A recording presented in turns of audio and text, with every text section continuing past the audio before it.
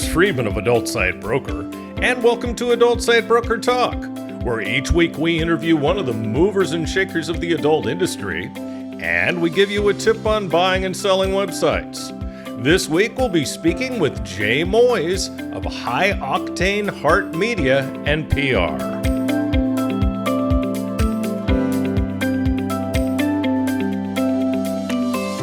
Adult Site Broker is proud to announce the launch of our new website, Adult Site Broker 3.0, at adultsitebroker.com. The look and feel of the new site is nice and up to date and easier to navigate. The new site also has links to our affiliate program, ASB Cash, and our new blog. Speaking of ASB Cash, we've doubled our affiliate payouts. That's right. Now when you refer buyers or sellers to us at Adult Site Broker, you'll receive 20% of our broker commission on any and all sales that result from that referral for life. You can either place a link to us on your site or refer buyers and sellers through an email introduction. ASB Cash is the first affiliate program for an adult website brokerage. Check out asbcash.com for more details and to sign up. Now let's feature our property of the week that's for sale at Adult Site Broker. We're proud to offer a successful gay site that has increased revenues and profits year over year for a decade. The site has 835 active members. The best part about the site is that it basically runs itself. The director-producer is happy to continue handling all the content production, editing, and updates. All you have to do is to continue to take care of payroll, and you'll make your complete return on your investment safely and quickly. The content is hardcore gay porn with a strategic focus on a few niches which have been fine-tuned for over 10 years into dependable underserved markets. All of the content is exclusive. With an influx of cash and a dedicated team to help grow the brand, there's a lot of opportunity. Some of the content is on DVD and VOD, but there's a huge opportunity to increase VOD revenue streams. Best of all, if the buyer doesn't change anything, it'll continue and make a significant profit. Only $440,000. Now time for this week's interview. My guest today on Adult Site Broker Talk is Jay E. Moyes of High Octane Heart Media and PR. Jay, thanks for being with us today on Adult Site Broker Talk. It's a pleasure. Thank you so much. It's a pleasure to finally have you. Jay, besides his PR company, is also an artist specializing in fetish artwork. He's been a professional in the adult industry since the 1990s, beginning in San Francisco and then moving to Los Angeles. Forever why, I don't know. Anyway, in 1999, AVN brought in Jay to work in the art and archives department, where he would eventually become production manager before moving on. Jay partnered with Sherry Ziegelmeyer, I hope I'm saying that right, to create Black and Blue Media, a publicity firm catering to adult businesses. And the pair did publicity for SLLAB, Michael Nin, and Platinum Blue Productions. Ziegelmeyer passed away, sadly, from cancer in 2020, leaving Jay to close the firm and begin High Octane Heart Media. They specialize in working with small adult business. Current clients include the Dungeon Store, who you've heard on Adult Site Broker Talk, a curated collection of high-end BDSM gear, Slubb USA, who you've also heard on Adult Site Broker Talk. I think I see a trend here. Quite possibly the world's most powerful sex toy, and kinky franchises of Mistress Cyan, like Sanctuary LAX and DomCon. So Jay, in 2 minutes or less, who the heck are you? Well, I'm a kinky artist who just happens to make a living in adult, mainly running a publicity business. Right. I've done odd jobs, worked for a dungeon, Fantasy Makers up in the Bay Area, QSM, that was a BDSM bookstore. I worked for The Spectator. I worked when I came down here to LA. Spectator. I haven't heard that name Cat and Lane. In 30, 40 years. Oh, that was so much fun. Are they gone now? They are. Cat and Lane tried selling the company, and somebody did buy it, but unfortunately, the timing on it just wasn't right. That was like because the thing is, classifieds were what kept a mag like that in business. Yeah. And between Craigslist and porn on the internet, yeah, that just pretty much dried up everything. Yeah. And the thing is that when you run a news rack like that, Mhm. you can't really give it away. I Yeah. mean, your classifieds are really your profit, Yeah. but in terms of what they were doing, that little like 75 cents that you put in the box, that's Mhm. actually what kept them in the black. Ah. And with that gone, they tried going online and a few things. Well, they Lane and Kat tried that. They found someone to take the reins Mhm. and inject new blood, but they tried keeping going for a little while and it just petered out. Oh, that's a shame. Well, Yeah. please continue. So you were at the Spectator, and then And I moved down to LA. I did some other stuff down here. I was an extra for some Vivid Video movies. ah, And yep, I've been in some pornos. Um, excellent. and my big break was AVN. I wound up spending Mhm. 6 years in the AVN art department. I like to call it my bachelor's degree in porn.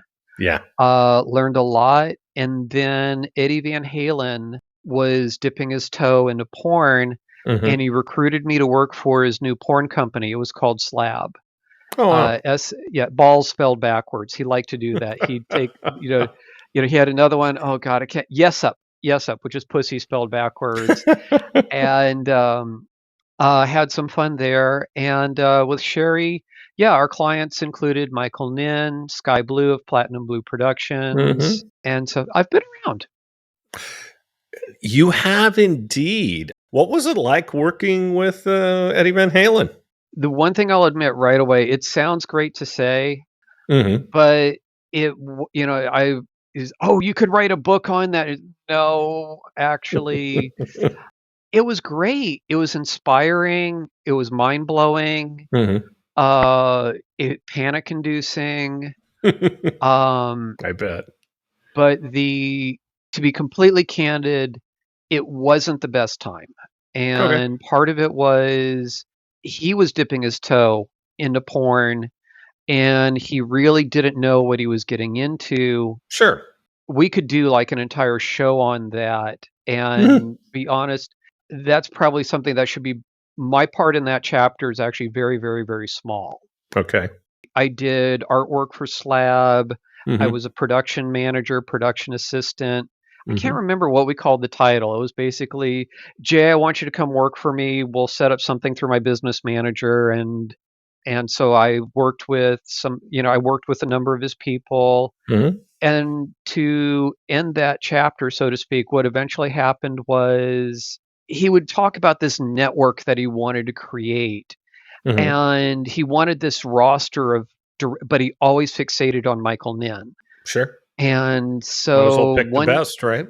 yeah, and he would call me like at like 3 in the morning. Hey, you awake?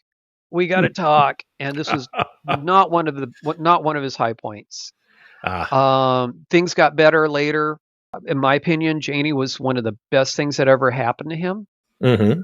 His wife, who Yeah. he met, she was Michael Nin's publicist. Ah.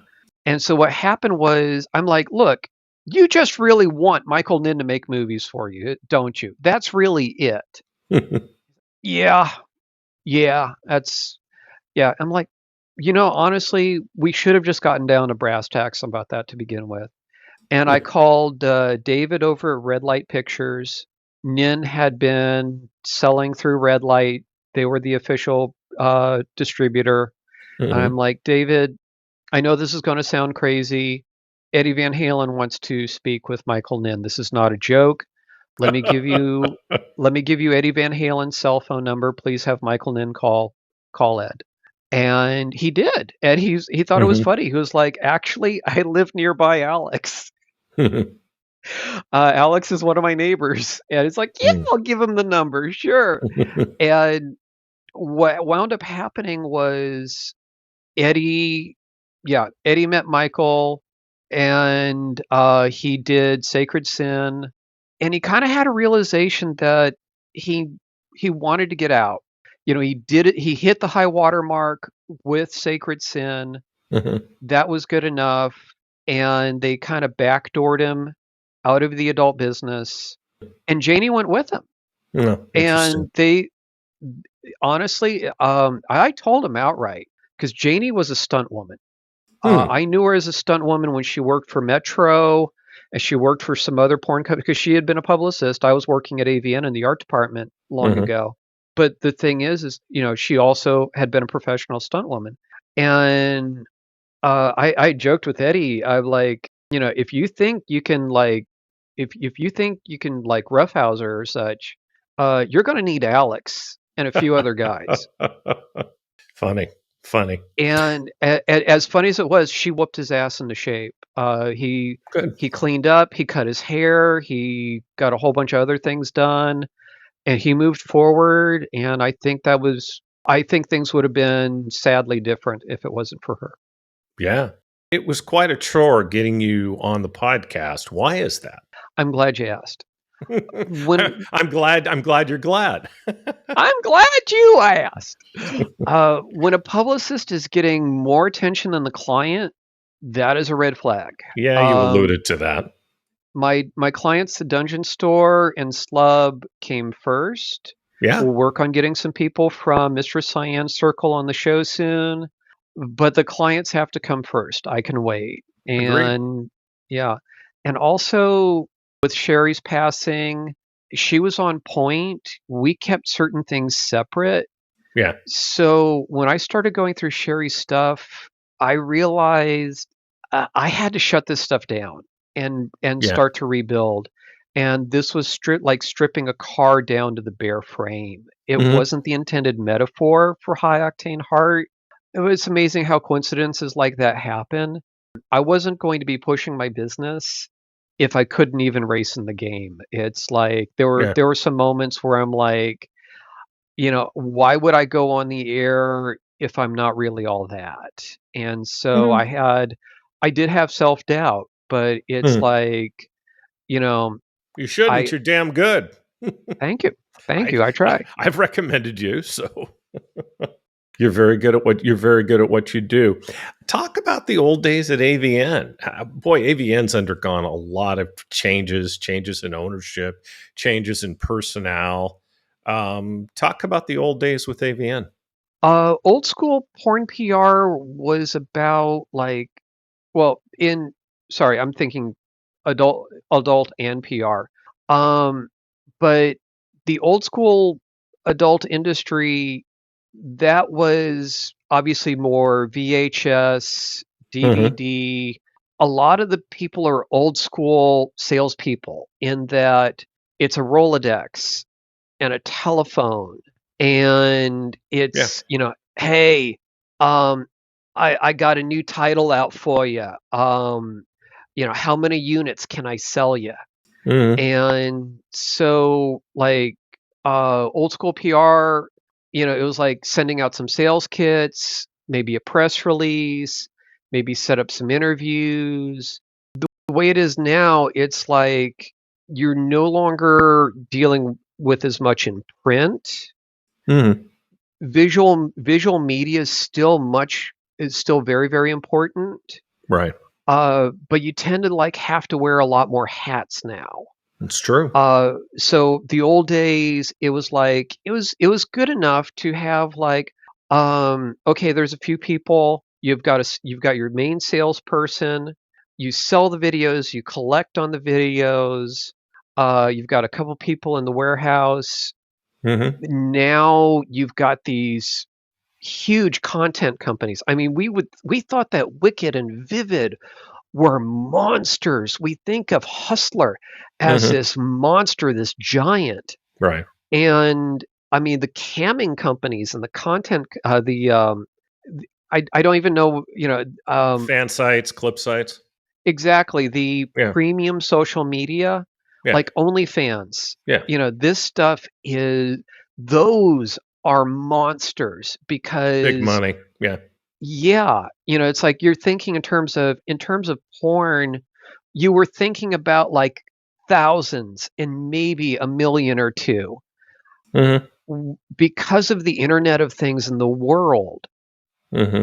you really are talking about millions of people Oh that yeah. Look what influence everything that's going Well, on. yeah, when you hear about creators making 40, $50 million, you, you don't have to use your imagination too much and do some multiplication to realize that it's a ton of money. And it's scary because this also Yep. means a lot of infrastructure. This means whereas like we had stalkers and such at AVN, we'd get weird letters.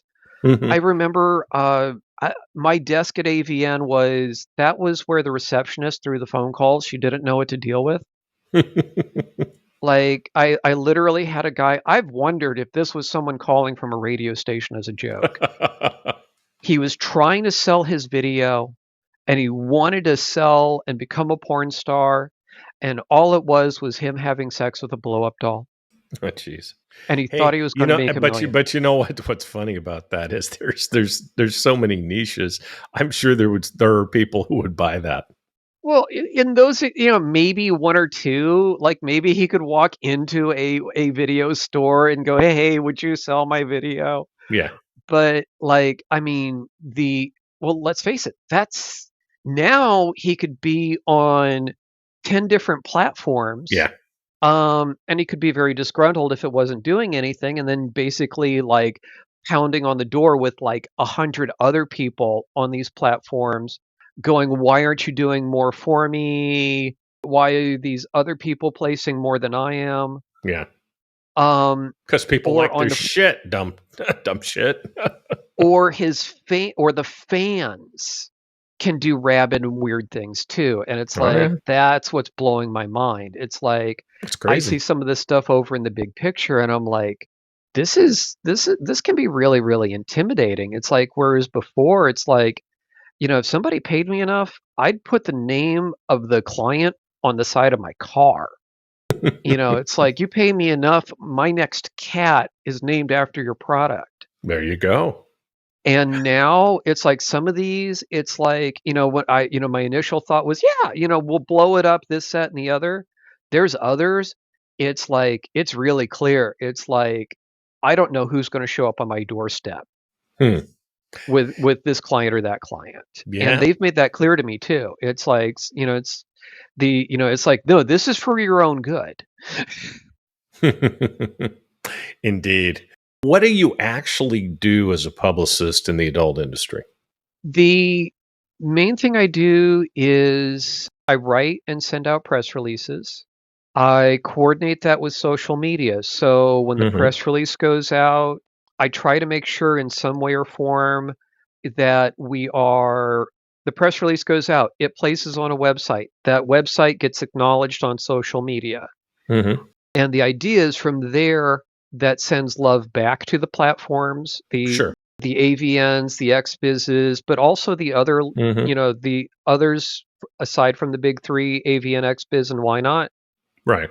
And then we try and keep as much momentum as possible Hmm. to where not only do the regular public kind of keep an eye on this and see this going, but also the mainstream. One of the things that I get asked is, well, how do I get into mainstream? And part of it is if you've got enough money, you can place it, you might, actually, let me rephrase it. If you've got a lot of money, you might be able to place in mainstream. You still have to be aware of because there are wire services that will allow you to send out something to mainstream, but it's no guarantee that a reporter is going to see that and pick it up. That's true. That's the ideal. The ideal is you get the attention of someone from like Rolling Stone, CBS, mainstream, big and small, the radios. Try to think of the news stations up in San Francisco back in the day. Oh, KB. KCBS. Yes, exactly. My friend, my KCBS friend, FM. I think is still Stan Bunger. I think is still the morning drive news host there. Oh, wow. Oh, we went to college together at SF State. I'm not sure if Stan didn't retire. I don't recall, but he, last time I heard, had been the anchor there forever. He took a little bit of a break and went to Dallas for some strange reason, and then came back. So In fact, funny story, I was sitting in with him in Dallas because I was down there for a football game, and I was sitting in the studio with him the day that the Lorena and John Bobbitt decision came down from the court on what to charge her with. Oh my God. There Oh my wasn't a dry God. eye in the place. That was the Oh same my that was the God. same day that Jimmy Johnson predicted a victory against the 49ers, and unfortunately he was so right. But anyway, continue. What do you to continue with what you do? So that is part of the Holy Grail, is Mhm. to get that placed to get that placed by the mainstream, Mhm. keep the awareness out, build the brand. Sure. And so the thing is like, and this is where some of the nuances come in of like, okay, so if you are going to send out through a wire service, it has to be very carefully worded. Mhm. You usually have to keep it much shorter. You have to be Yes. aware that your press release is probably not going to get published, especially not by the people you want it to go to. Mhm. In that case, the release is very specifically to have that reporter, writer, blogger, producer. Mhm. Very important. A lot of people think that the news anchors are the ones that do, or the ones that are in charge. It's like, no, Hardly. you're producer, director. Yes. So you want those people to, those are the ones that are going to make the call and go, hey, get this person in the studio, get this Mhm. person on the phone, get this Sure. person an email, go interview. And so there's differences in how you write the press releases. Hmm. With the adult press, they're usually publishing your press release. Right. Back again to history and such, we can thank Kevin Moore for that, because he started a thing called stunningcurves.com back in the early aughts. Hmm. And all he did was he would just copy and paste press releases. Hmm. And so, and other people followed suit. It was a lot, okay, the press release came in, copy, paste, done. Well, then you've got to change how that press release is done, Yeah. because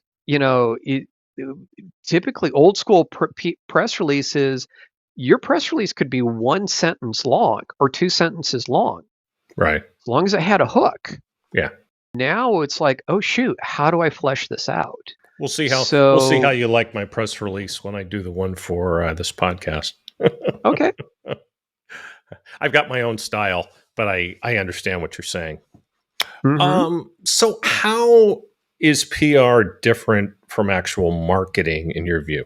Marketing, for starters, is a really, really broad term. I Right. mean, it's like there are all sorts of people like, I'm in marketing, marketing, marketing, Oh marketing. God, don't even tell me, because I have a The marketing company too. So I know Yeah. I know the answer, but I want to hear your take on it, which I'm sure is the same as mine.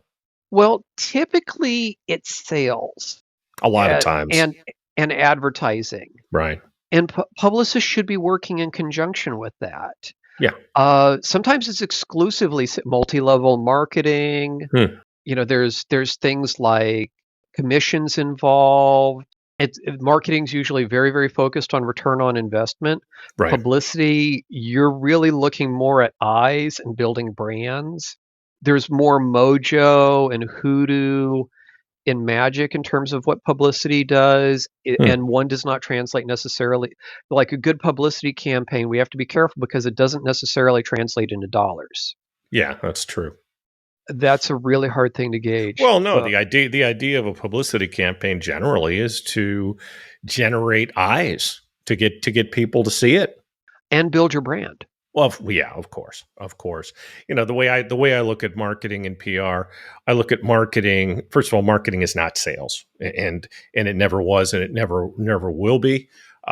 Marketing supports sales. Marketing causes sales. Basically, causes leads that get turned into sales, and There you PR go. is simply a part of an overall marketing plan.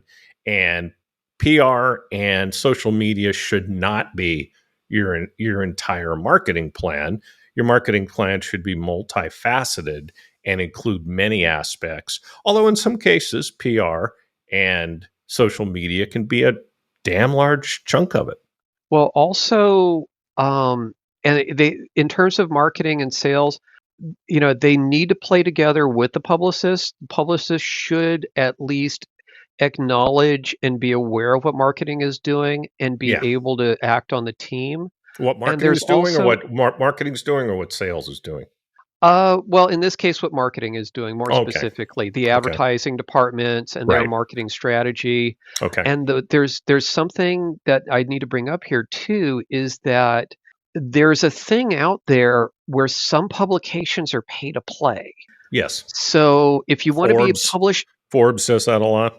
I believe it. Yeah. Juxtapose Magazine, Mm. LA Weekly, Village Oh Voice. yeah. You Oh yeah. really, really want to get their Same attention. owner. Yeah. You go in through the sales, Yes. and Yeah. I have a client that who's can be done a that. little. Yeah. Yeah, you can't assume that the sales department is going to jerk on editorial's chain and go, "Hey, you got to cover this." But No. Gurdjieff had a saying in if you don't grease the wheels, the cart won't go. So true. And so back to radio, I had a thing where we reached out for DomCon, New Orleans, Mistress Cyan. Mm. We reached out to the radio stations in New Orleans. Hmm. And I'm like, this is a complete shot in the dark. I am reaching out to basically anyone who will listen. And the Alt 92.3 in New Orleans, someone in there, like in the sales department, picked up that little press release with a, "Hey, I know this is not what your thing, but we wanted to keep you in the loop as to this is what's going on." And they laughed their fucking ass off. Hmm. And they went, "You've got to show this to Thomas. Hmm. Go over there and give this. You've got to." Ed Thomas calls me, Which is and who? he was one of their sales guys, Oh, and okay. he was actually semi-retired at this point. Hmm. And he would do things like he would like fill in on segments, help out. He would be on the air sometimes, Okay. providing color commentary, this, that, and the other. And he sees that, and he's like, "Oh yeah, oh yeah, we're good. Oh yeah." And he just like he's like, "Give me the freaking phone, give me the phone." And so we worked out. It's like, look, we're low budget, we don't have a lot to spend. Right. And he's like, "I can guarantee you this, that, and the other."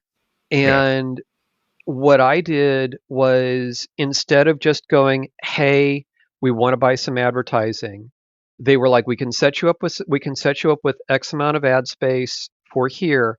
Right. "That sounds great. What I want, yes, let's do that.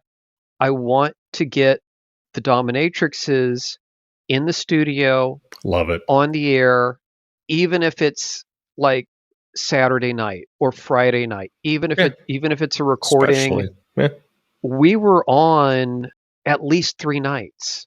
That's awesome. Like, I mean, and things are a little different in radio than they used to be, It but just depends. we weren't there. I'll put it this way: we weren't there for the entire 8 hours of shift, but boy howdy, we got that covered. That's nice. That's nice. Yeah. Being in radio, I can imagine it. And for everyone who wonders about radio and the old TV show WKRP, it ain't that different. At least it wasn't in those days. So, what has been the big game changer in the industry since you left AVN? DVD is out. Novelty and online platforms are in, and we've got to be ready for that to change. There's a lot more work to do in social media. It's very, very time consuming. Posting, following up, sharing. The graphics are a little easier these days because most stuff is web based, but high definition is pushing that. Like, it Right. used to be like with AVN, you could get away with like, okay, 640 by 480, and now they're sizing up to like, I'm trying to remember the size of their graphic, but it's something like 1080. And that fits in conjunction. We people, "Oh, 1080, that's high definition." And it's like, yeah, but when you're working in print and you were working in 300 DPI, and it's like, yeah, now we're going over people's heads here. Yeah. When you're talking about high res, you were talking about files that were like, you needed like you needed high speed internet for that, or you needed to burn Sure. that to a CD Right. or put it on a. I mean, I remember it's like, okay, we'll send Well, you a for jump drive, well but you for have to print, send it yeah. I back. mean, print it has to be a lot higher quality. Yeah, but they are starting to edge up because the resolutions are getting better, the cell phones are getting clearer, Sure, speeds are going um, up. Yeah, speeds are going up. I've got gig. Um, I got gig internet here in Thailand. So. and so the big one of the things is you have to be ready to learn new tech and Hmm. new media. Sure. I do graphics because I started from the art side. I started from the art department side, but I've also had to, on the fly, do some video editing. Hmm. I've done coding. We've been waiting for 3D to catch fire. Hmm. But virtual has come in. Oculus is a thing. It's just a matter of when that becomes the only thing, or it's just a matter of time of how that gets integrated as the media in terms of Right. like, okay, grandpa, here's your headset. He's like, I wanted to watch TV. We don't have a TV anymore, Dad. This is, Yeah. I have trouble believing that's going to happen anytime in the near future. However, but hey, you never know. We also didn't imagine we'd have these computers in our these high speed and high quality computers in our hands either. So who the hell knows, right? and I had like for years, people would see me drawing and they would go, you're obsolete. You're done. You're toast. You're it's all digital, it's all graph, and they were telling me this in like 94, Hmm. and I'm like, look, they're not going to replace what I do for artwork until I have a tablet in my hand with a stylus that I can do this right here Hmm. and now, And and that time is now. yeah, yeah, of And course, of so course. and I've now got my little iPhone. I haven't got an iPad yet, but Oh wow, that's on my mind for, sure. like that's the next step. I'm just, I'm like, I'm still, I'm surrounded by electronics, just Well, old tell and me about new. it. Yeah, tell me Yeah. about it. Me too. Oh God, me too. In fact, my new Mac's arriving today. Hopefully, not during this interview. So, what are the what are the differences working with porn companies and cam companies? Camming is much more corporate from what I've noticed. Hmm. My buddy over at Roger Views had a major camming client Oh, and they Roger wouldn't let Views. him Yeah, work. yeah. He's Yeah, yeah he's been on our podcast a couple times or once and soon to be again. Actually, yeah, Raj is great. yes, he is. And he was ready to send out press releases. He's like, I'm ready to go. I've got this. And they were like, no, we'll let you know when we want you to send out something. Don't call us. We'll call you. Hmm. And that's not how publicists work. When you're the publicist, you're always hustling for the client. It's not a don't Sure. call us, you'll call you kind of game. And yeah, discretion is much more important because of just how many masses amount of people are involved. Yeah. Anyone working behind, like if somebody's saying that they work behind the scenes, they can become a target because it's like, hey, can you get me unbanned? Hey, can you get me free this? Hey, can you do this? Can I do? And it's like when I was at AVN, it was like, hey, can you get me into the AVN Awards? It's like, no, not really, not unless you're my date. It's like that wasn't that many people. It's like there's so many people involved in camming, and there's so many Yeah. people involved in premium social media. Yep. When I worked at AVN, it was kind of a big deal that we were like, I think we had like kissed 100 people, but not, I don't think we had actually reached that number. Hmm. Just working there in the office. Yeah. I honestly, I never actually get to see how big the iceberg is on some of those companies. Hmm. Like, it's very easy to think of like OnlyFans as like two or three guys, Hmm. but there's usually more corporate structure behind that in terms of Oh, tech, massive, massive. yeah, Just legal, development. just Le- legal. le- A lot. yeah, And yeah, and that's it's the a thing. behemoth. Let's face it. I mean, And by I the might way, happen to know one of the owners, but anyway. yeah, and by the way, this is one of the, when someone goes, oh my gosh, YouTube screwed me, or oh my gosh, Twitter screwed me. There's some Instagram fucked me. There's some pissy, I bet there's some pissy guy in customer service that has it out for. No, No, it's AI. it's the lawyers. It's Well, the it's lawyers, AI. and then it's Oh, AI. yeah. Yeah. The software kicks it off, Yeah. but the lawyers are the ones that look at that and go, they're that and give the final say so. Sure. And there's, with YouTube, we're kind of lucky that they've got that strike system set up. But even then, it's kind of like, well, why did this happen? Because there was a lawyer somewhere that said, "Are you willing, in a court of law, to say that you allowed this, Yeah. that, or the other?" Exactly. And it's like, and it just becomes no question at that point. We might see something as kind of, really gray. What's the big deal? It's like, Hmm. look, no, we can have our servers. Oh yeah, and this is international. So Right. it's like, like with what's going on in Russia, it's like, yeah, dude, we can have, if it's serious enough, oh shoot, I remember when there were web guys getting arrested in Costa Rica Oh yeah. because they were like, we're in Costa Rica, the United States can't touch us, extradition, Good luck. and it's like, yeah, but you guys are basically there on a handshake, Yep. and the State Department pulled strings. Hey, and the long arm of the U.S. Never underestimate that. So, what's the biggest lesson you've learned in this business? I would say the biggest lesson I've learned would be turn turn your weaknesses into challenges. Hmm. When I was in my 20s, it was a lot more about looking at your where are my weaknesses? Where are my strengths? Let's put the weaknesses aside. Let's focus on our strengths. And as I've gotten older, that has that's very seriously changed. I've realized my shortcomings are challenges that I have to address in order to get ahead. Right. Sherry did not want to do novelty. She didn't want to do pleasure products. She was laser focused on video, Hmm. and that was so dead. Yeah. We were lucky to get the clients we got after Ninworks and after the stock market crash, but old school porn sales moved on to pleasure products.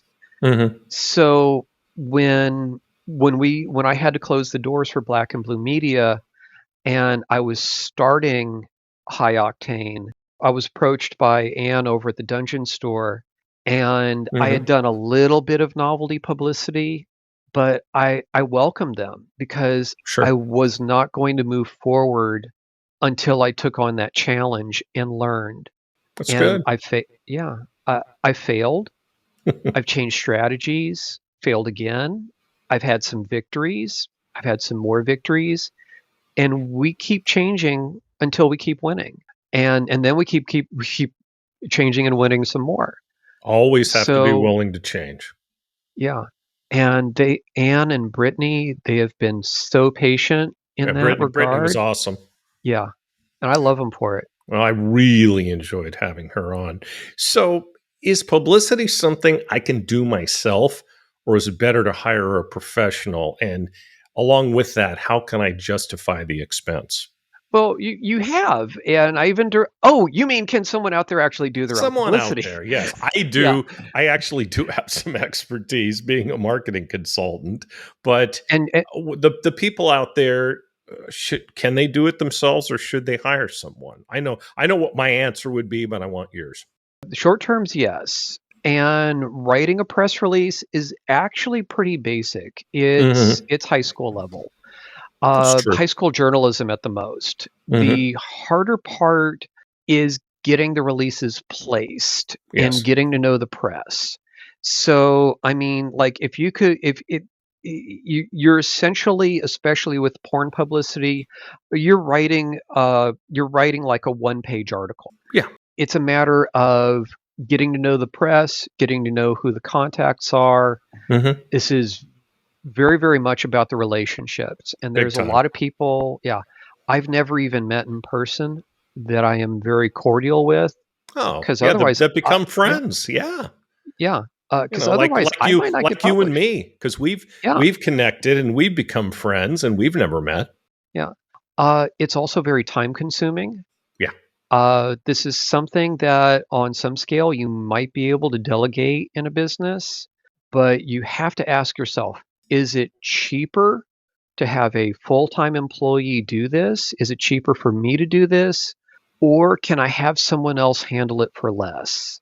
And And better. so, yes, yes. The benefit to, if you are, if you're a single person with a single company and you can delegate the time and make yourself available, Mm-hmm. they will love you for it, because it really helps when you're available. Yeah. If this is how some people's like, how the fuck does he keep getting on that show? How the heck? Because he can be there. Yeah. It's like they start to realize, hey, well, Neil Tyson DeGrasse is, he's like, he, I, he was like the guy, he was like the scientist who would be like, yes, I'm the guy that's there for you. Ask me your questions. I don't Yeah. care how he's like, I welcome your questions because it means I don't have to write grants today. Matter of factly, would you like to write a grant application for me? I will gladly do your show. Yeah, I love him on Bill Maher's show. I haven't seen him for a while, and I'm sure we'll see him soon. Yeah, He's fantastic. So, what red flags should someone look for when screening a publicist? placement. Hmm. Ask a publicist who their clients are. You don't have to ask them for references. Just go, okay, who's your clients? Um, and do a Google search. Something should come up on the client. Mhm. Uh, Bruce, your press releases have placed in XBiz, AVN, and Why Not. Those targets aren't mandatory, Mhm. but it's a really good example that clients should come up somewhere in a search. Yep. I've had once or twice, like when I meet somebody and it's like, okay, who's your publicist? XYZ. It's like, okay, let me do a Google search on your company. And the only Mhm. press release that came up within a year of service was the press release that the company had hired on publicist. That's hilarious. You don't want that to be the only thing they see. Oh You no. yeah. Hey, I got a question along with that. Would you think, and I guess well, I know I have somebody in particular in mind, we can talk about this off air, but do you think that it's a strength or a weakness for someone to have a huge roster of clients? As long as they're getting the love. The first complaint I'd hear from someone's publicist, the first complaint I'd hear about someone's publicist Hmm. is they're not doing anything. Yeah. And once again, it's kind of back to the placements. Like Brian Gross has a team. Yes. You know, Well, I it's I Brian's awesome. and I mean there was one point I'm like, dang, when does this guy sleep? I like to think of this more as a boutique. Things are much, Yeah. Yeah. I aimed for sustainability As versus does, like, and my company is exactly the same way, Jay. Maybe that's one of the reasons we get along so good is that Adult Site Broker I consider to be a boutique. there you go. And it's very comfortable to have that. Yes. And so like if there's a high volume of clients and they're getting their needs met, they're getting their placements, that's okay. That's good. And there's also been this thing of like, well, what happens if the publicist is moonlighting? And are you getting your needs met? And if the answer is yes, then well, then that's fine. Is their rate a good value? That's great. Uh, but the one of the problems I'd run into back to the publicist, there was a guy who he was a publicist, but what he really wanted to do was direct, and I'm not kidding. That's and he was Lovely. good at it. Yeah. He was good at it. But the problem would happen in that he was doing publicity for video companies. Mm. And these video companies would come back to him and they're like, your movie came first. Yeah. And so it's like, so the clients took second in terms of priority. Right. And That should never happen. especially given he was their competition. Oh, geez. Well, That they that never. was Well, the company should have never put themselves in that situation, knowing that he was a competitor. As far as I'm concerned, I think that was a bad move on their part. So, what are some things people should never do with the press? anything to set them off. The first mistake I've seen executives make Mm-hmm. are bullying the press. Mm-hmm. And I've got this, and it's like, the Eddie, we have that problem with Eddie. In that he was like, well, I'll tell AVN what to print, and they'll have to pay me to be in their magazine. And I'm sure there would have been one or two people that would have actually been fine with that. But Yeah. the thing was that it was like, it's like, no, I get to read the articles first, and this, and it's like, the news does not work for you. And mainstream publicists, the mainstream reporters, Yeah. the mainstream press, they know bullshit a mile away. You come in throwing if we come in throwing our weight around, try and bully the press, try and pull some of the alpha male moves, it's like, I've seen news people go, we're done. Yeah. What do you mean we're done? That's it. Had enough. You're not getting published. Sorry. Yeah. And in the middle of the like a live interview. Oh, geez. And so it's like, be polite, say thank you. Yeah. If you can budget some ad revenue, I mean, I've got several people, believe it or not, on Patreon, to where just just as a way to say thank you, share the love. And on the flip side, if you want writers to love you and reporters to love you, be available. Sure. Brian is actually much better than I am. I'll admit that in a second. But that is part of what they want. That's part of what they love. Once you've established that relationship, make sure they have your mobile number.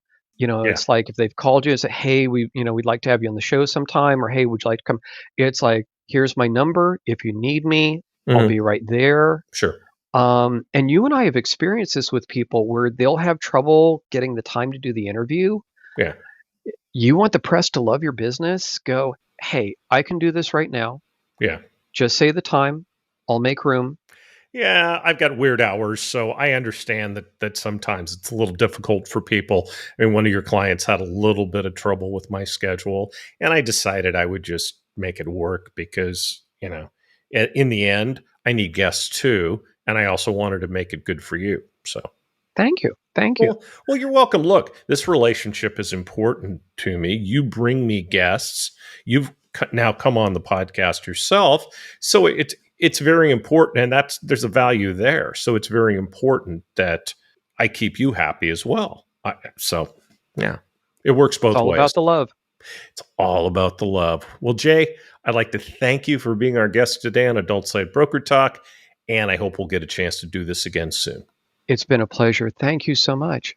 The pleasure's all mine. My broker tip today is part 1 of what to do to make your site more valuable for when you decide to sell it later. First, make sure you're converting as much of your traffic as possible. Traffic is expensive. Whether it's search engine traffic, review site traffic, or affiliate traffic, you paid a lot for it. So make sure that when someone lands on your site, you give them every opportunity to either spend money or do whatever it is you want your visitors to do. In the case of a pay site, make sure your billing options allow as many people as possible to buy. Have multiple ways to pay. In North America, most everyone has a credit card. But in other parts of the world, credit cards aren't used nearly as much. In Europe, for instance, credit card usage is low. So look for billing options that will match the areas where your traffic comes from. In Europe, ACH and debit cards are used a lot. In Africa and other developing areas, many people pay by mobile. Do your homework and find out how people pay in the regions you get most of your traffic. It'll make you more money. The worst thing you can do is get a visitor, have them want to buy, but since you don't have their preferred way to pay, they can't. If you're looking for suggestions, feel free to get in touch with me via my website.